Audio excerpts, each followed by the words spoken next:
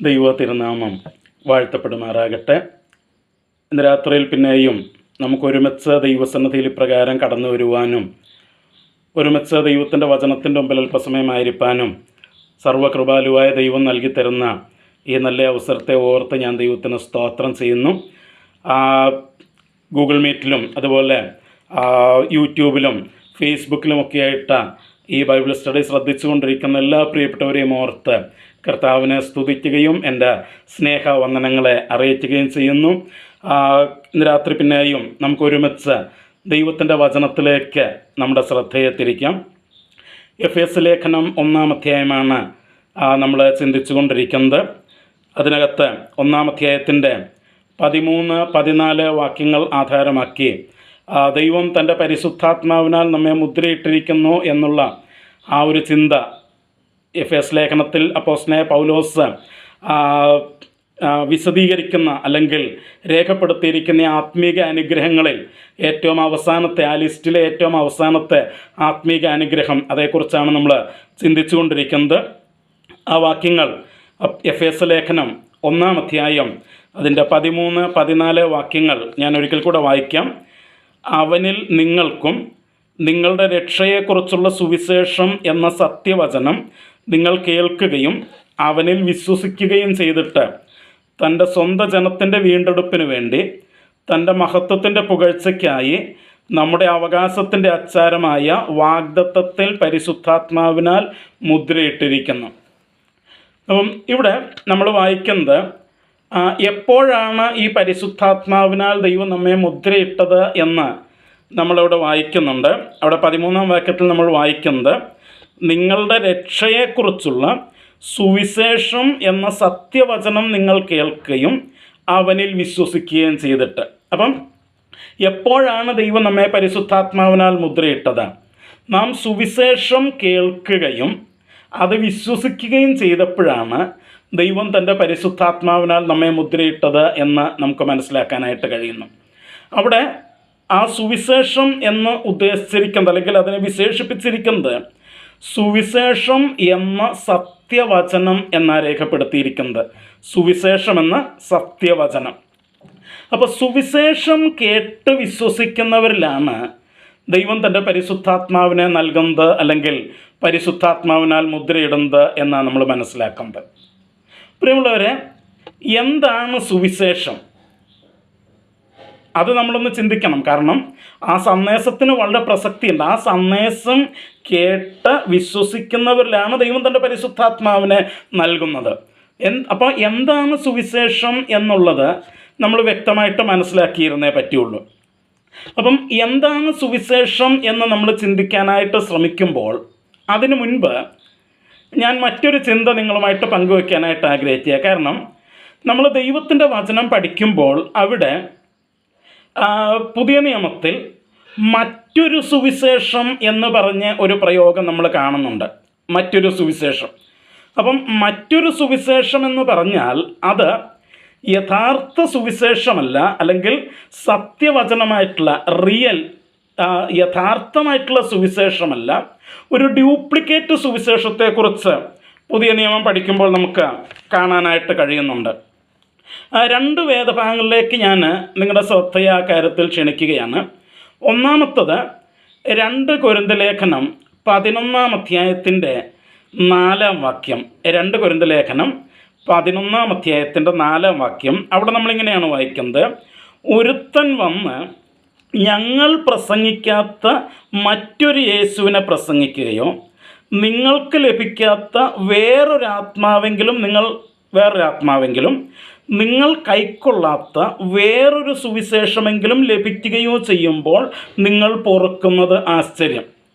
അപ്പോൾ ഇവിടെ 3 കാര്യങ്ങളാണ് പറഞ്ഞത്. ഒന്ന്, ഞങ്ങൾ പ്രസംഗിക്കാത്ത മറ്റൊരു യേശു, അനദർ ജീസസ്. അപ്പം ഒറിജിനലായിട്ടുള്ള യേശു ഉണ്ട്, അപ്പോൾ തന്നെ ഒരു ഡ്യൂപ്ലിക്കേറ്റ് മറ്റൊരു യേശു, അതുപോലെ വേറൊരു ആത്മാവ്. അപ്പം റിയലായിട്ട് യഥാർത്ഥത്തിൽ പരിശുദ്ധാത്മാവുണ്ട്, അപ്പോൾ തന്നെ വേറൊരാത്മാവ്. മൂന്നാമത് പറയുന്നു വേറൊരു സുവിശേഷം. അപ്പം യഥാർത്ഥ സുവിശേഷമല്ലാതെ വേറൊരു സുവിശേഷത്തെക്കുറിച്ച് അവിടെ നമ്മൾ വായിക്കുകയാണ്.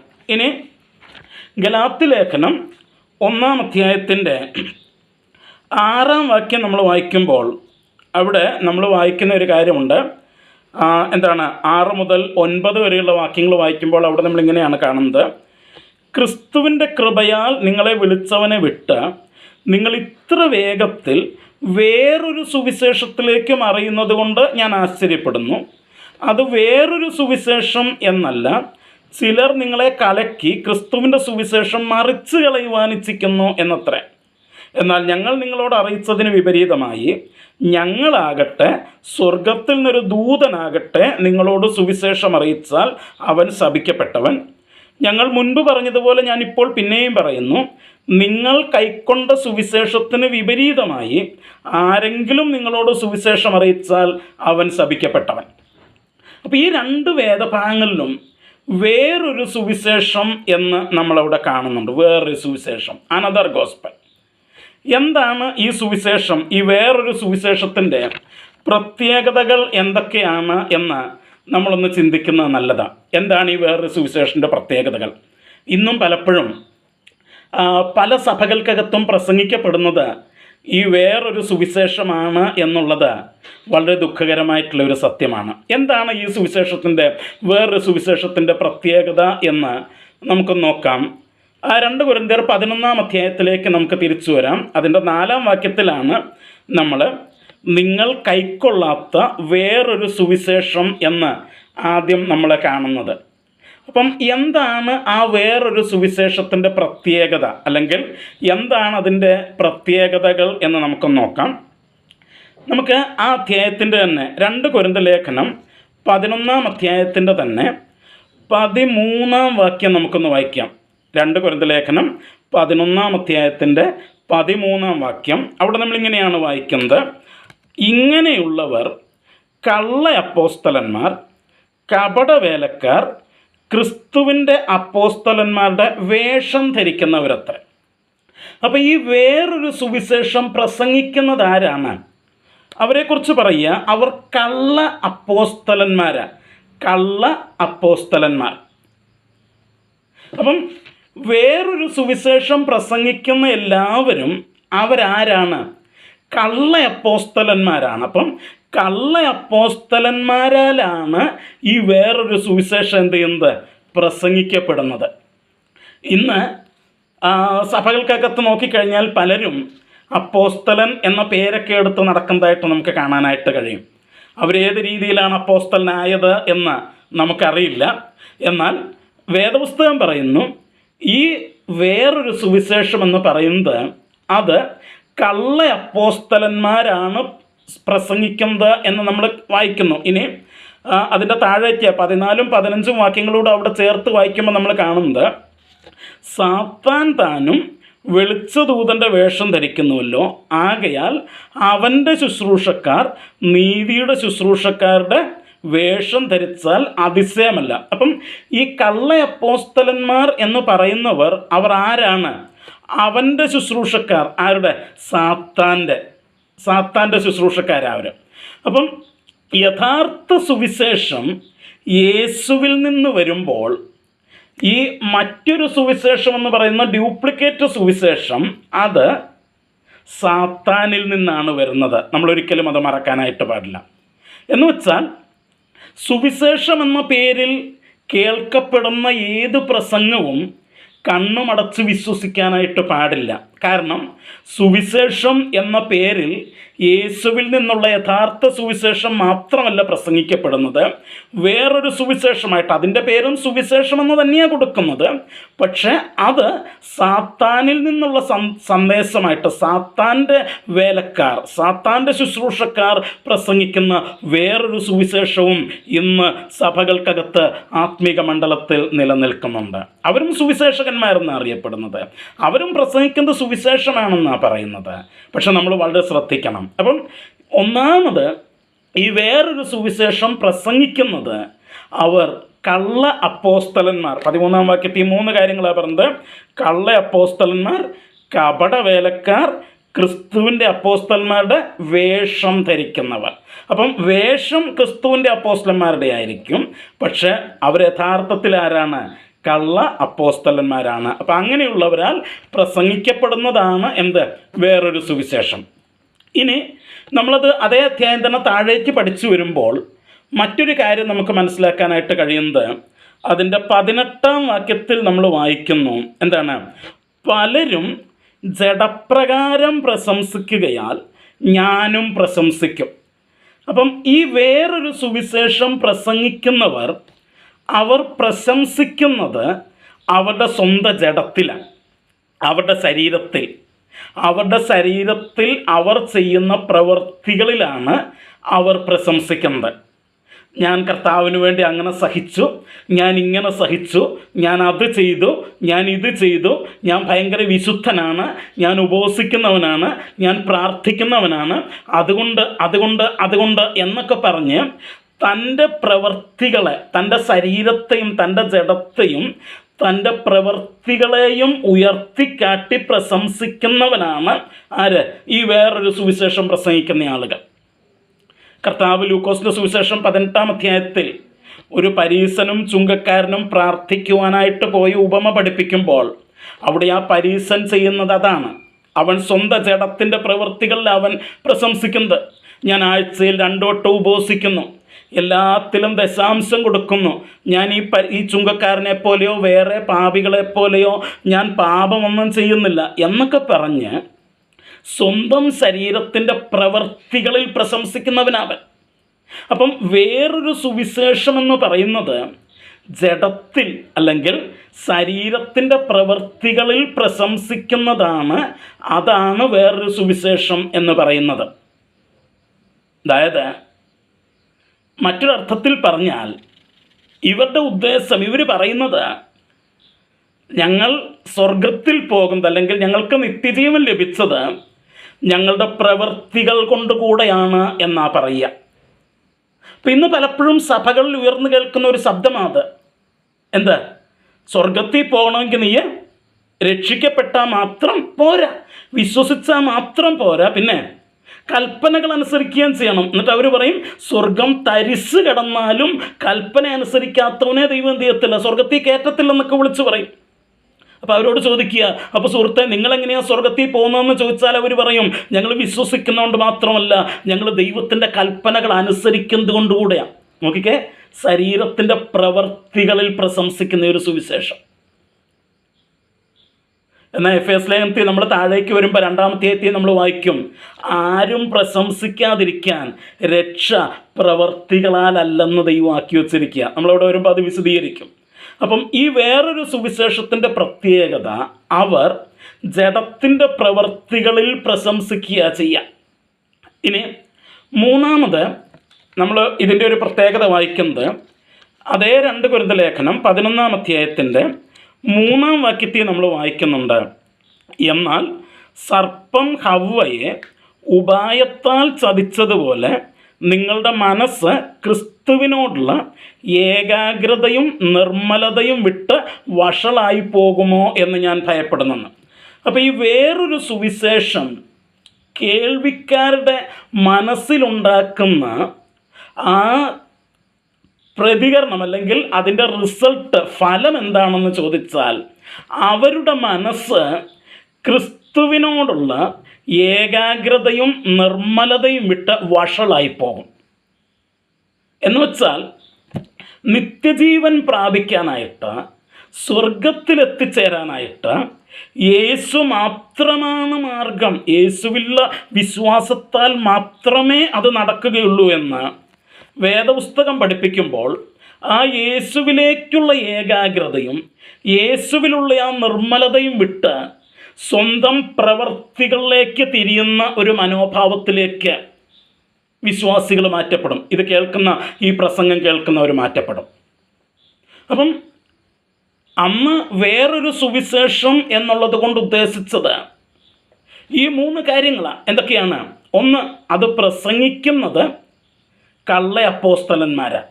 2, അവർ തങ്ങളുടെ ജഡത്തിലാണ്, തങ്ങളുടെ ശരീരത്തിലാണ് അവൻ പ്രശംസിക്കുന്നത്, ശരീരത്തിൻ്റെ പ്രവൃത്തികളിലാണ് അവർ പ്രശംസിക്കുന്നത്.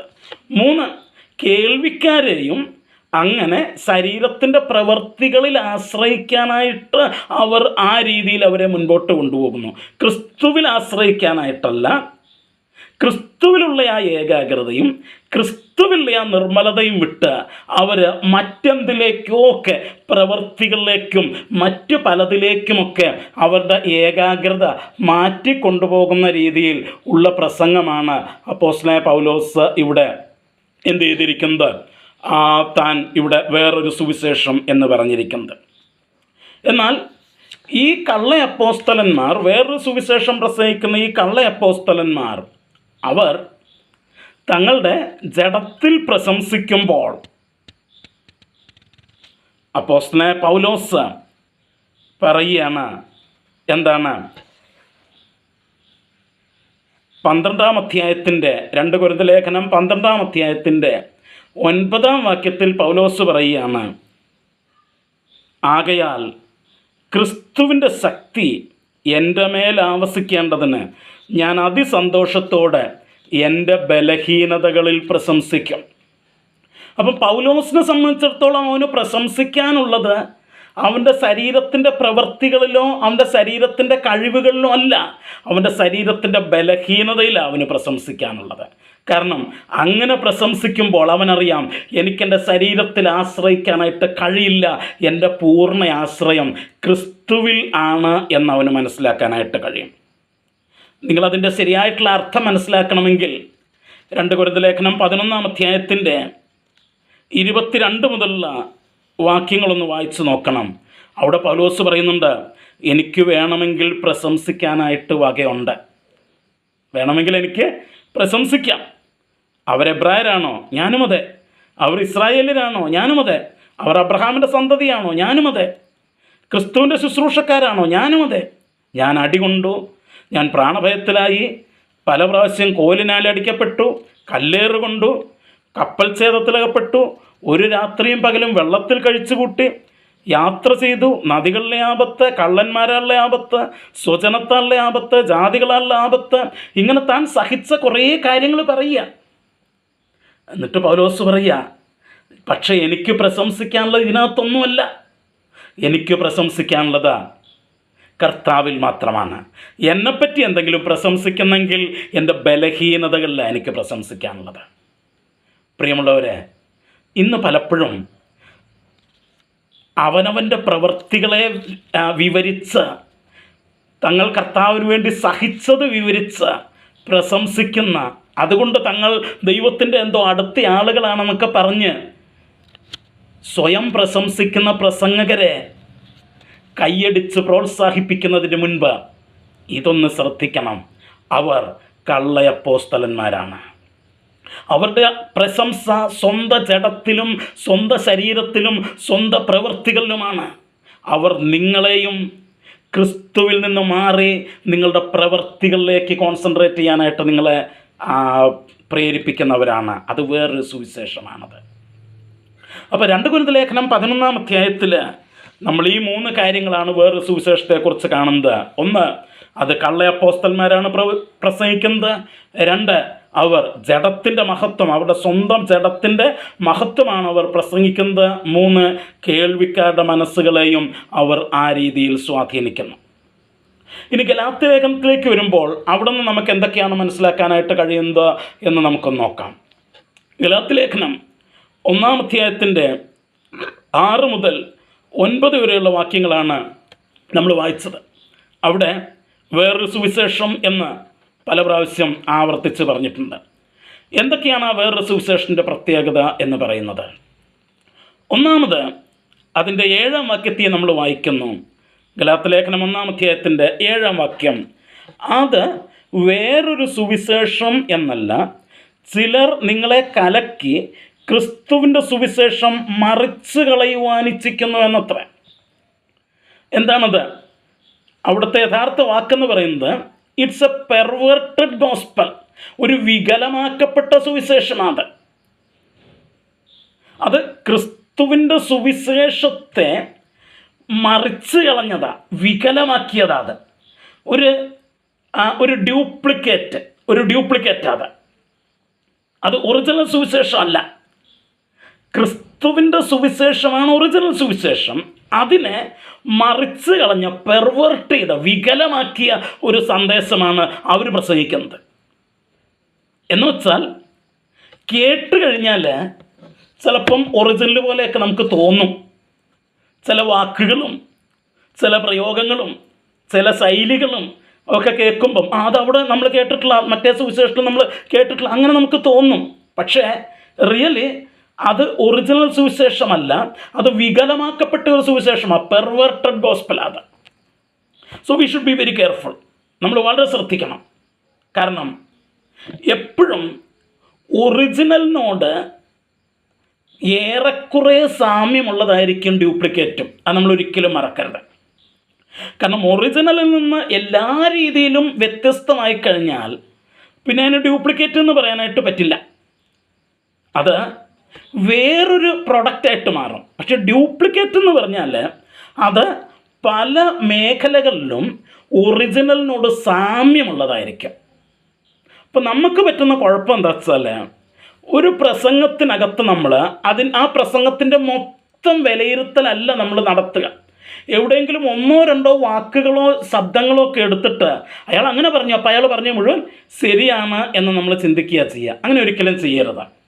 കാരണം ഇത് ഒറിജിനലിനെ അനുകരിക്കുന്ന ഒരു സുവിശേഷമാണ്, പക്ഷേ ഒറിജിനലിനെ വികലമാക്കിയ ഒരു പെർവേർട്ടഡ് ഗോസ്പലാണ്. യേശു മരിച്ചു എന്നൊക്കെ അവരും പറയും, യേശുവിൻ്റെ രക്തത്താലാണ് പാപമോചനം എന്നൊക്കെ അവരും പറയും. പക്ഷെ അവർ പറയും അത് മാത്രം പോരാ, വേറെ എന്തെങ്കിലുമൊക്കെ കൂടെ വേണം എന്ന് പറയും. അതാ പ്രശ്നം. അപ്പം അതൊരു പെർവേർട്ടഡ് ഗോസ്പലാണ്. അത് വികലമാക്കപ്പെട്ട സുവിശേഷമാണ്. ഒറിജിനൽ സുവിശേഷത്തെ വികലമാക്കിയതാ ആ സുവിശേഷം എന്ന് പറയുന്നത്. അതാണ് അതിൻ്റെ 7-ാം വാക്യത്തിൽ പറഞ്ഞത്, it is a perverted gospel. അത് വികലമാക്കപ്പെട്ട, മറിച്ച് കളയപ്പെട്ട ഒരു സുവിശേഷമാണ് ഈ വേറൊരു സുവിശേഷം എന്ന പേരിൽ പ്രസംഗിക്കപ്പെടുന്നത്. ഇനി അതിൻ്റെ 11-ാം വാക്യത്തിൽ നമ്മൾ വായിക്കുന്നു, ഗലാത്യ ലേഖനം 1-ാം അധ്യായത്തിൻ്റെ 11-ാം വാക്യത്തിൽ നമ്മൾ വായിക്കുന്ന ഒരു കാര്യമുണ്ട്. ഇങ്ങനെയാണ് വായിക്കുന്നത്: സഹോദരന്മാരെ, ഞാൻ അറിയിച്ച സുവിശേഷം മാനുഷമല്ല എന്ന് ഞാൻ നിങ്ങളോട് അറിയിക്കുന്നു, ഓർമ്മിപ്പിക്കുന്നു. അപ്പോൾ പൗലോസ് പറയുക, ഞാൻ പ്രസംഗിച്ച ഒറിജിനൽ സുവിശേഷം അത് മാനുഷികമല്ല.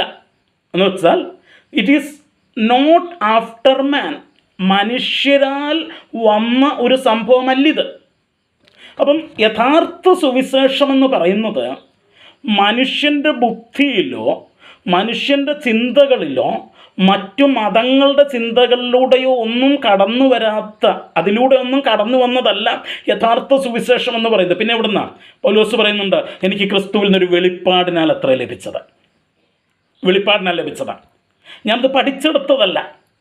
മറ്റു മതങ്ങളുടെയും മറ്റ് തത്വസംഹിതകളുടെയും ഒക്കെ കാര്യങ്ങളൊക്കെ കൂട്ടിക്കുഴച്ച് എൻ്റെ ബുദ്ധിക്ക് നിരക്കുന്ന രീതിയിൽ ഞാൻ ഉണ്ടാക്കിയെടുത്ത ഒരു ബൗദ്ധിക സുവിശേഷമല്ലിത്. ഇത് എനിക്ക് കർത്താവ് വെളിപ്പാടിനാൽ തന്ന സുവിശേഷമാണ്. അപ്പം അതാണ് ഒറിജിനൽ സുവിശേഷം.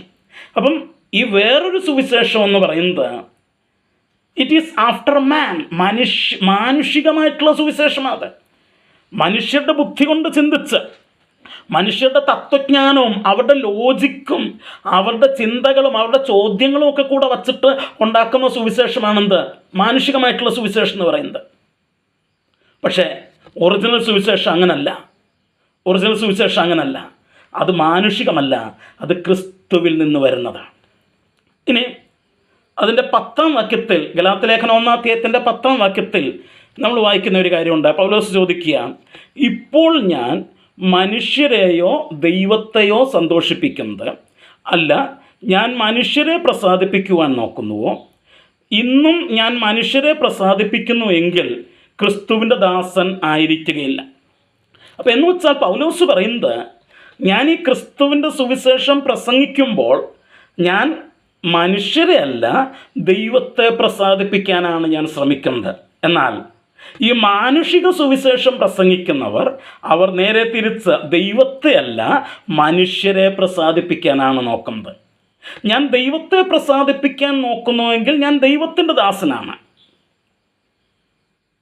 മനുഷ്യരെ പ്രസാദിപ്പിക്കുന്നുവെങ്കിൽ എനിക്ക് ക്രിസ്തുവിൻ്റെ ദാസനായിരിക്കാനായിട്ട് കഴിയില്ല, ഞാൻ മനുഷ്യരുടെ ദാസനായിട്ട് മാറും. നോക്കൂ, ഇന്ന് പലപ്പോഴും ഈ വികലമാക്കപ്പെട്ട പെർവേർട്ടഡ് സുവിശേഷം പ്രസംഗിക്കുന്നവർ അവർ മനുഷ്യരെ പ്രസാദിപ്പിക്കാനാണ് നോക്കുന്നത്. ഞാൻ ഈ ഭാഗം ഗലാത്യരുടെ ഈ ഭാഗം അവസാനിപ്പിക്കുമ്പോൾ ഞാൻ എന്താണ് അതിനകത്തെ വിഷയം എന്ന് ഞാൻ കൃത്യമായിട്ട് പറയാം. അവർ മനുഷ്യരെ പ്രസാദിപ്പിക്കാനാണ് അവർ നോക്കുന്നത്, ദൈവത്തെ അല്ല. അവരുടെ ചിന്ത കേൾവിക്കാർ എന്ത് ചിന്തിക്കുമെന്നാണ് അവർ ചിന്തിക്കുന്നത്. കേൾവിക്കാരുടെ ലോജിക്ക്, കേൾവിക്കാരുടെ ബുദ്ധി, അവരുടെ ചിന്തകൾ, അവരുടെ ഫിലോസഫികൾ, അത് ഹേർട്ട് ചെയ്യാതെ, അതിനെ മുറിപ്പെടുത്താതെ, അതിനെ ഒന്ന് താലോലിച്ച് പ്രസംഗിക്കാൻ അവർ ആഗ്രഹിക്കുക. അതാ അവർ ദൈവത്തെ പ്രസാദിപ്പിക്കാനല്ല നോക്കുക, അവർ മനുഷ്യരെ പ്രസാദിപ്പിക്കാനാണ് നോക്കുക. സോ അവർ മനുഷ്യരെ പ്രസാദിപ്പിക്കുന്നവരാണ്. ഇനി ഗലാത്യലേഖനം 5-ാം അധ്യായത്തിൻ്റെ 14-ാം വാക്യത്തിലേക്ക് വരുമ്പോൾ, 5-ാം അധ്യായത്തിൻ്റെ 14-ാം വാക്യത്തിലേക്ക് വരുമ്പോൾ എന്താണ് നമ്മൾ വായിക്കുന്ന ഒരു കാര്യമുണ്ട്. ഗലാത്യലേഖനം 5-ാം അധ്യായത്തിൻ്റെ 14-ാം വാക്യത്തിൽ നമ്മൾ വായിക്കുന്നത്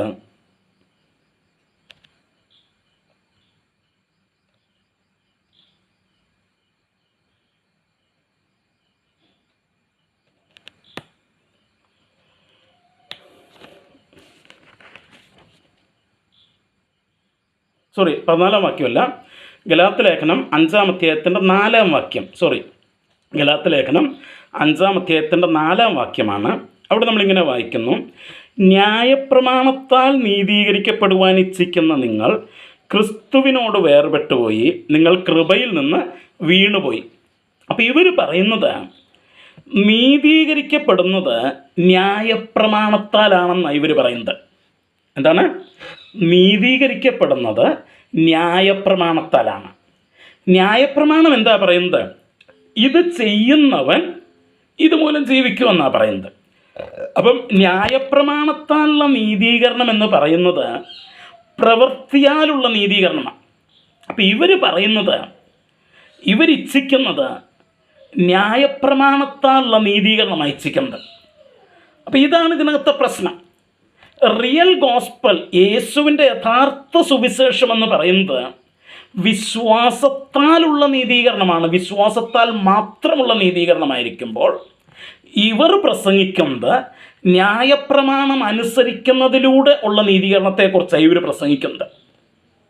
അതായത് നിങ്ങൾ യേശു മരിച്ചു, യേശുവിൽ വിശ്വസിക്കണം, അതൊക്കെ ശരിയാണ്. പക്ഷേ യേശുവിൽ വിശ്വസിച്ചാൽ മാത്രം സ്വർഗത്തിൽ പോകും നിങ്ങൾ പ്രതീക്ഷിക്കണ്ട. സ്വർഗം തരിസ് കിടന്നാലും ദൈവം അങ്ങനെ ചെയ്യത്തില്ല. നിങ്ങൾ പാപം ചെയ്യാതെ കൽപ്പനകൾ അനുസരിച്ച് ജീവിച്ചെങ്കിലേ സ്വർഗത്തിലെത്താൻ പറ്റുള്ളൂ എന്ന് പഠിപ്പിക്കുന്നവരാണിവർ. അവർ ന്യായപ്രമാണത്തിൻ്റെ പ്രവൃത്തികളാലുള്ള നീതീകരണം അയച്ചിരിക്കുന്നത്. പക്ഷേ ക്രിസ്തുവിൽ നിന്നുള്ള സുവിശേഷം എന്ന് പറയുന്നത് എന്താണ്? പ്രവൃത്തിയാലല്ല, വിശ്വാസത്താലുള്ള നീതീകരണമാണ് ക്രിസ്തുവിൽ നിന്നുള്ള സുവിശേഷം. അപ്പോൾ ഇവർ ഇതാണ് ഇതിനകത്ത് പെർവേർട്ട് ചെയ്തത്, ഇതാണ് വികലമാക്കിയത്. അപ്പോൾ ഒറിജിനൽ സുവിശേഷം വിശ്വാസത്താൽ മാത്രം എന്ന് പറയുമ്പോൾ ഇവർ പറയുന്നത് വിശ്വസിക്കണം, പക്ഷേ വിശ്വാസത്താൽ മാത്രമല്ല പ്രവൃത്തിയും കൂടെ വേണമെന്നാണ് അവർ പറയുന്നത്. ഇതാണ് ഞാൻ പറഞ്ഞത്. ഒറിജിനൽ സുവിശേഷത്തിൽ നിന്ന് ഒരൽപ്പം വികലമാക്കിയ സുവിശേഷമാണ്. ഒറിജിനൽ സുവിശേഷത്തോട് പല രീതികളിലും ഇതിന് സാമ്യം കാണും, പക്ഷേ ആത്യന്തികമായിട്ട് സന്ദേശത്തിൽ വികലമാക്കപ്പെട്ട സുവിശേഷമാണ്. കാരണം ഒറിജിനൽ സുവിശേഷം വിശ്വാസം മാത്രമെന്ന് പറയുമ്പോൾ ഈ വികലമാക്കപ്പെട്ട പെർവേർട്ടഡ് വേറൊരു സുവിശേഷം പറയുന്നത് വിശ്വാസം മാത്രമല്ല പ്രവൃത്തികളും കൂടെ വേണമെന്നാണ്. അപ്പോൾ അവർ ന്യായപ്രമാണത്തിൻ്റെ പ്രവൃത്തികളാലാണ് നീതീകരിക്കപ്പെടുവാൻ, നിത്യജീവൻ പ്രാപിക്കാനായിട്ട് അവർ ആഗ്രഹിക്കുന്നത്.